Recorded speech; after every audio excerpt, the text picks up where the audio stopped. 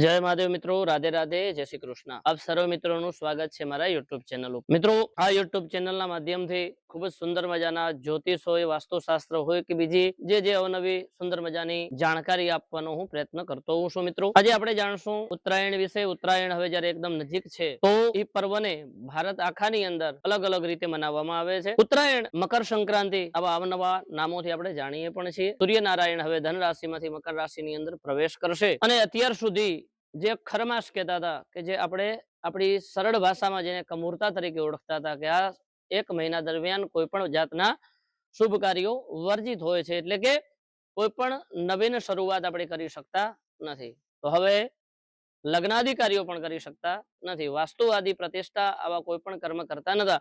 હવે ધીરે ધીરે મકર રાશિની અંદર સૂર્યનારાયણનો પ્રવેશ થઈ ગયો એટલે આ બધી જે માંગલિક અને ધાર્મિક ક્રિયાઓ છે ધીમે ધીમે એની શરૂઆત થઈ જશે। મકર રાશિની અંદર સૂર્ય પ્રવેશ કરે, ઓમ તો કુલ 12 સંક્રાંતિઓ એક વર્ષની અંદર આવતી હોય, પણ એમાં મકર સંક્રાંતિનું વિશેષ મહત્વ છે। જ્યારે પણ સૂર્યનારાયણ મકર રાશિની અંદર પ્રવેશ કરે ત્યારે દાન, જપ, તપ, સ્નાન આ બધી ક્રિયાઓનું ખૂબ મહત્વ છે। અને મિત્રો, આપણે એટલું જાણીએ પણ છીએ કે જ્યારે જ્યારે કોઈ પણ વિશેષ પર્વ હોય, વિશેષ દિવસ કે વિશેષ તિથિ હોય ત્યારે કોઈ પણ કાર્ય કરી તો એનું વધારે પડતું ફળ મળતું હોય છે। તો સૂર્ય નારાયણ જ્યારે મકર રાશિની અંદર પ્રવેશ કરી રહ્યા છે, મકર સંક્રાંતિના દિવસે આપણે એવા કયા કયા કાર્યો કરવા જોઈએ જેથી કરીને આપણાને જીવનની અંદર ખૂબ સુંદર મજાના ફળો પ્રાપ્ત થાય, પાપોનો ક્ષય થાય, પુણ્યની પ્રાપ્તિ થાય। તો એવું કીધું છે કે મકર સંક્રાંતિના પાવન પ્રસંગે તલનું દાન કરવું જોઈએ, ખીચડીનું દાન કરવું જોઈએ,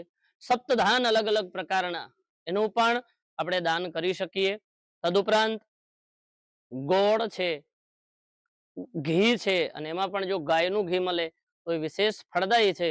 આપણી ક્ષમતા ન હોય અને ગાયનું ઘી દાનમાં ના આપી શકીએ તો આપણા કને જે છે એ પણ આપણે આપી અને પુણ્યની પ્રાપ્તિ કરવી જોઈએ।